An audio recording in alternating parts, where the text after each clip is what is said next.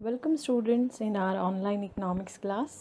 Today we are going to see importance of microeconomics. Previous lecture में हमने microeconomics के definitions, subject matters और features को देखा था. Now we want to see importance और usefulness of microeconomics. Means microeconomics कहाँ कहाँ यूज़ किया जाता है. Our first importance is price determination. Second, free market economy, foreign trade, economic model building, business decisions useful to the government and basis of welfare economics. Our first importance is price determination. Microeconomics explain how the prices of different products and prices of factor of productions are determined. Means हमने अपने previous lectures में भी देखा था कि subject matters और features में देखा था कि micro is a price theory जहाँ पे डिफरेंट कमोडिटी के प्राइसेस डिटरमाइन किए जाते हैं एज वेल एज जो फैक्टर ऑफ प्रोडक्शंस है लैंड लेबर कैपिटल एंटरप्रेन्योर्स उनके जो प्राइजेस या उनको जो बेनिफिट दिया जाता है rent wages interest and profit के फॉर्म में, ये सारे इन सारे प्राइजेस को डिटरमाइन करने का इम्पॉर्टेंट वर्क जो है माइक्रो इकोनॉमिक्स में एक्सप्लेन किया जाता है. So that is why microeconomics is important to determine the prices of different goods and factor of productions. Our next important is free market economy. अब ये free market economy means what. यहाँ पे जहाँ पे सब free मिलता है वो फ्री मार्केट इकॉनमी है, ऐसे इसका मीनिंग नहीं लेना है. Free market economy is that economy where the economic decisions are taken at individual level. Economy में जो millions of producers and consumers है वो अपना डिसीजंस खुद लेते हैं और उनको डिसीजंस लेने का फ्रीडम मिलता है. That is a free economy. जैसे as a production of goods and services से रिलेटेड जो भी डिसीजंस है प्रोड्यूसर खुद लेता है.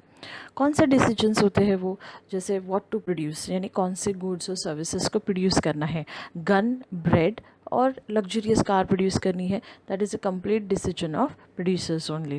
Then how much to be produce यानी कितनी क्वांटिटी में प्रोडक्शन करना है या कितनी क्वांटिटी में गुड्स एंड सर्विसेज को प्रोड्यूस करना है. तो हाउ टू प्रोड्यूस यानी कैसे प्रोडक्शन करना है, which techniques to be used for the production.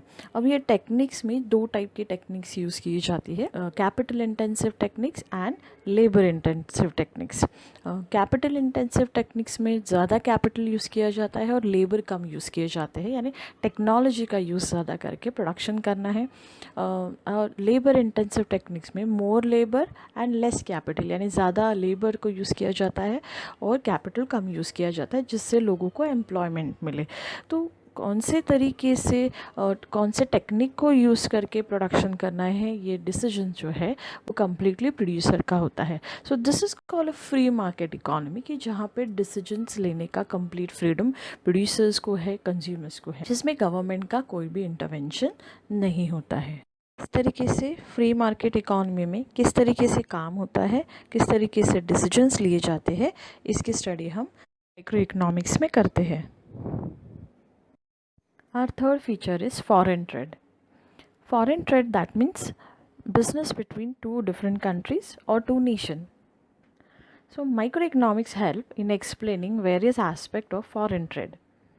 Means foreign trade से related जो अलग अलग एस्पेक्ट होते हैं वो हम माइक्रो इकोनॉमिक्स में स्टडी करते हैं.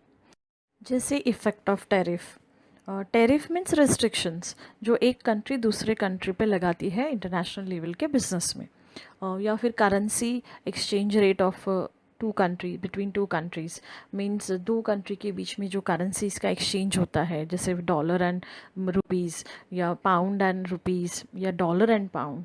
सो इस तरीके की करेंसीज़ के एक्सचेंज में क्या रेट से कितने रुपीज़ देने हैं और कितने डॉलर लेने हैं या कितने डॉलर्स देने हैं और कितने रुपीस लेने हैं, ये जो करेंसी का एक्सचेंज होता है उसका रेट क्या होगा और वो कैसे डिटरमाइन होता है, इन सब की स्टडी हम माइक्रो इकोनॉमिक्स में करते हैं. As well as gains from international trade to a particular country यानी पर्टिकुलर कंट्री को कितना कौन सी कमोडिटी के बिजनेस में ज़्यादा गेन हुआ है. सो इस तरीके के जो अलग अलग एस्पेक्ट्स होते हैं फॉरेन ट्रेड से रिलेटेड, फॉर इंटरनेशनल बिजनेस से रिलेटेड, वो हम माइक्रो इकोनॉमिक्स में स्टडी करते हैं. Our next point is economic model building. Economic model means a simplified presentation of a real situation. Means economy में जो अलग अलग सिचुएशंस होते हैं उसको स्टडी करने के लिए इकोनॉमिस्ट जो है अपनी थियोरीज या मॉडल्स बनाते हैं जो हम माइक्रो इकोनॉमिक्स में पढ़ते हैं. For example pricing model. So this model explain how prices are determined with the help of demand and supply forces in the market. Another example is theory of firm. इसमें firms अपने business से related किस तरीके से decisions लेते हैं उसको study करते हैं. मीन्स प्राइस कैसे डिटरमाइन करते हैं, इवन उनका आउटपुट लेवल कैसे डिसाइड किया जाता है, या उनके फाइनेंशियल पॉलिसीज़ जो है स्टडी की जाती है उसमें, इन्वेस्टमेंट डिसीजंस जो है. तो ये सारे वेरिएबल्स को हम थियोरी ऑफ फॉर्म में पढ़ते हैं. तो इस तरीके से माइक्रो इकोनॉमिक्स में अलग अलग थियोरीज़ और अलग अलग इकोनॉमिकल मॉडल्स बनाए जाते हैं इकोनॉमिस्ट के थ्रू, और इकॉनमी की अलग अलग सिचुएशंस को, इकॉनमी के अलग अलग वेरिएबल्स को हम इकोनॉमिक्स में डिटेल में पढ़ते हैं. Our next point is business decision. Micro economics theories जो है बिजनेसमैन को अपनी बिजनेस डिसीजंस लेने में बहुत यूज़फुल होती है.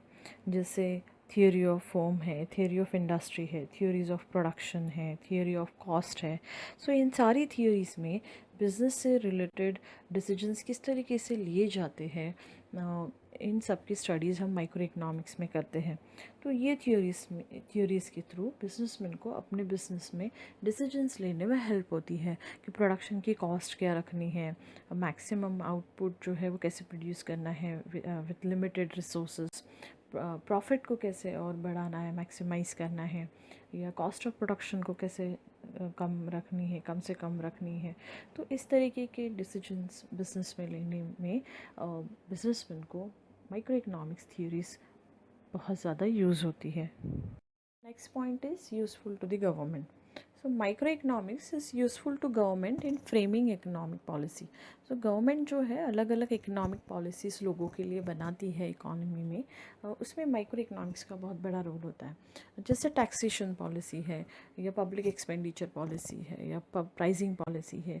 सो इस तरीके की पॉलिसीज़ बनाने से पहले गवर्नमेंट जो है माइक्रो लेवल पे स्टडी करती है. जैसे टैक्सेशन पॉलिसी बनाने में नए टैक्सेस जो है वो इंक्रीज़ करने हैं या टैक्सेस डिक्रीज़ करने हैं, या फिर नए टैक्सेस लाने हैं या पुराने टैक्सेस को ख़त्म करना है.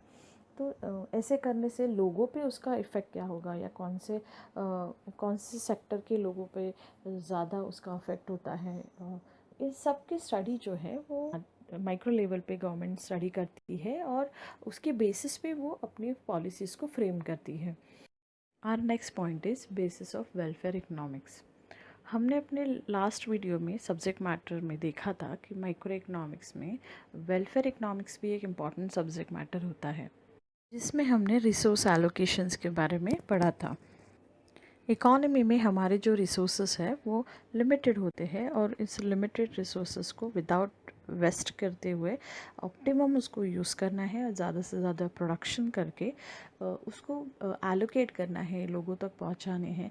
यानी जितने ज़्यादा प्रोडक्शन होगा विदाउट वेस्टिंग रिसोर्सेस और उसको प्रॉपरली लोगों में जब डिस्ट्रीब्यूट होगा तो उससे ज़्यादा लोगों का सेटिस्फेक्शन होगा और लोगों का वेलफेयर होगा.